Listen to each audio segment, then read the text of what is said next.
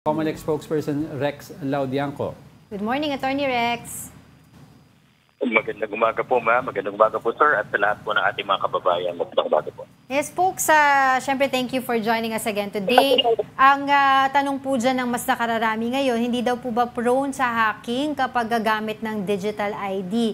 And of course, gusto din po natin malaman, how do we ensure po yung data privacy para po sa ating mga voters overseas? Opo, una po sa lahat, yung pong patungkol sa digital ID, ito po isang bagong measure na pinag-aaralan po ng Comelec. Bunsod po ng hiling ng ating Filipino community dito sa Korea. Nakita rin po kasi namin na talagang napakalaking bagay para sa ating mga kababayan na prone yung pananatili po ng kanilang voters ID. Kasi nga po, pag yung dating physical na voters ID, kailangan po nito ng pondo at wala pong naibibigay na pondo sa Comelec para gawin ito. Bilang kapalit nga po, iminungkahi nila kahit yung digital ID, nang sa ganun, mapakinabangan po nila ito dun sa kanilang mga transaksyon. Mapakita nila na botante po sila. Number one din po sa pinag-aaralan namin, of course, ang ating data privacy at ang security natin. Sa tingin naman po namin kung gagamitin po namin sa pamamagitan ng email na nirehistro nila sa amin yung kanilang digital ID, hindi naman po ito mahahak o kaya po ma-intercept. Basta po mananatilihin po na yung ating email address po na official, yun yung gagamitin po natin. At isa pa po sa sinisiguro namin dito na kung sakaling ipapadala namin yung kanilang digital ID, hiling din namin sa kanila na sana sila rin po ay maging aktibong kasama sa pagpoprotekta ng kanilang mga informasyon dyan. Dapat hindi nila pinapakita, ini-screenshot, kung ano man. Pero ito po ay nasa pag-aaral na stage pa lamang po at babalitaan po namin kayo doon sa iba pang measures na maaaring gawin ng Comelec. Yes, Attorney Rex, madami kasi nagtatanong din, while you're studying for the use sa mga overseas voters natin, yung digital ID, are you also taking a look at trying it here locally? Kasi for example po, Attorney Rex, may mga PWD tayo na hindi maka-process ng mga ID o nawala ID nila, nahihirapan sila o ibang kababayan natin na medyo gipit sa budget, baka daw pwedeng tignan kung pwede gamitin ito dito. Ay opo, makakasiguro po kayo dyan dahil nga po kung ipapilot test po namin ang bagay na ito sa ibang bansa, bakit naman kung magiging successful, ba't hindi naman natin gamitin dito? Isang paglilinaw lamang po, Una po sa lahat, sa ating pagboto ay hindi kinakailangang magpakita ng kung anumang identification card. Malinaw po yan sa ating Omnibus Election Code at sa Republic Act 9369.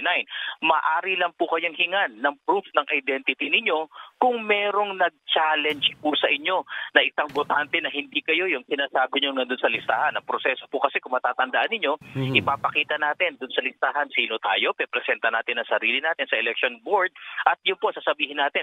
Ang kagandahan po kasi sa gagamitin natin sa 2025 elections, yung pong voters list natin may picture na. So madali po ma-identify ng ating mga teachers po na kung totoong nagsasabi siya nga ba itong tao na to at hindi. So uulitin po namin ang ating pong voters ID, electronic man o physical, ay hindi kinakailangan sa pagboto. Kinakailangan lang po any ID, kasama na rin po itong voters ID kung may magta-challenge lang po ng identity ninyo. So linawin ko, Attorney Rex, any government-issued ID, physical or digital otherwise, like the national ID, is sufficient enough as a backup in case na may challenge. In other words, pero kung wala naman challenge, linawin natin, hindi kailangan ng ID para bumoto. Tama po, talagang ganyan po yan. Hindi hadlang ang kawalan ng ID para tayo makaboto. And besides, if ang security po natin dito, yung voters list natin, may larawan na po natin yan. Speaking of larawan, spokes, ito pong sinasabi ng Comelec na inyong order dun sa paggamit po ng recent photos ng mga kandidato sa kanilang campaign materials. Can you tell us more about it? Opo, malinaw naman din po kasi sa ating Omnibus Election Code na dapat po may kalakip na larawan po dun sa ating Certificate of Candidacy na ilalagay.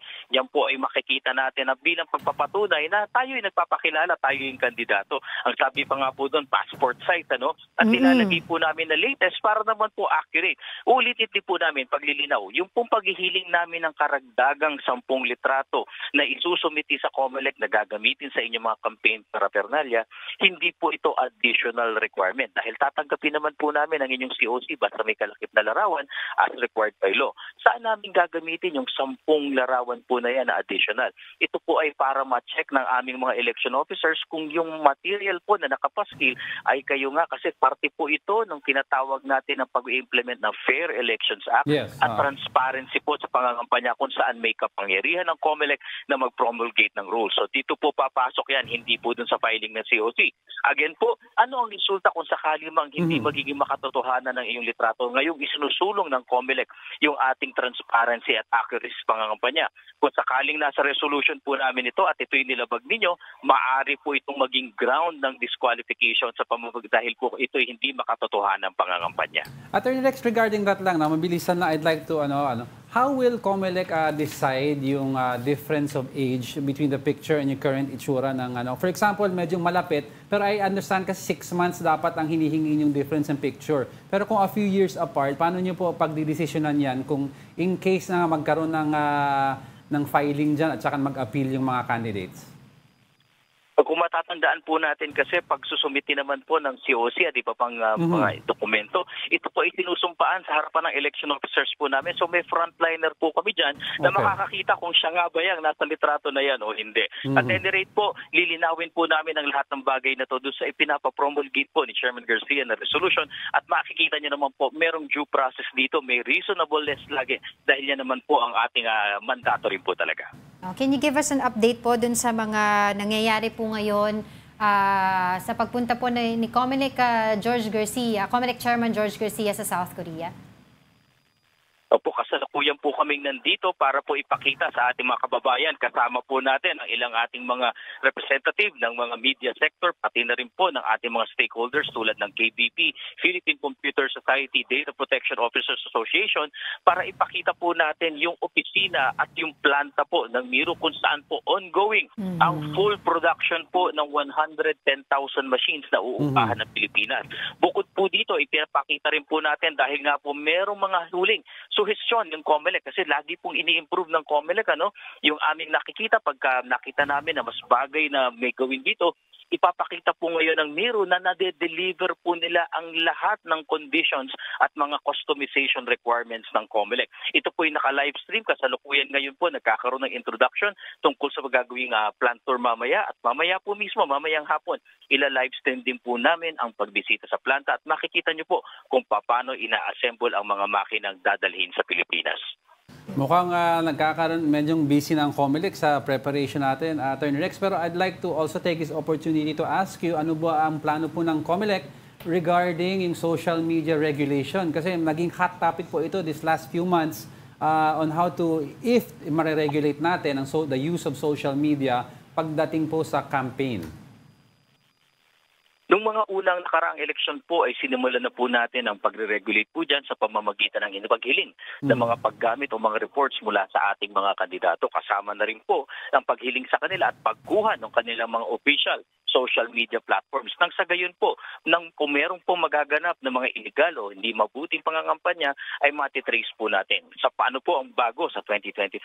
Ang pinakabago po ngayon ay magiging kapartner po namin ang ating Facebook o yung Meta, yung ating pong Twitter o si X, si Google po, si YouTube, si TikTok. Magiging kapartner po natin sila at internationality po, meron na po silang nilagdaan na 11 commitments patungo sa maayos na halalan sa Pilipinas.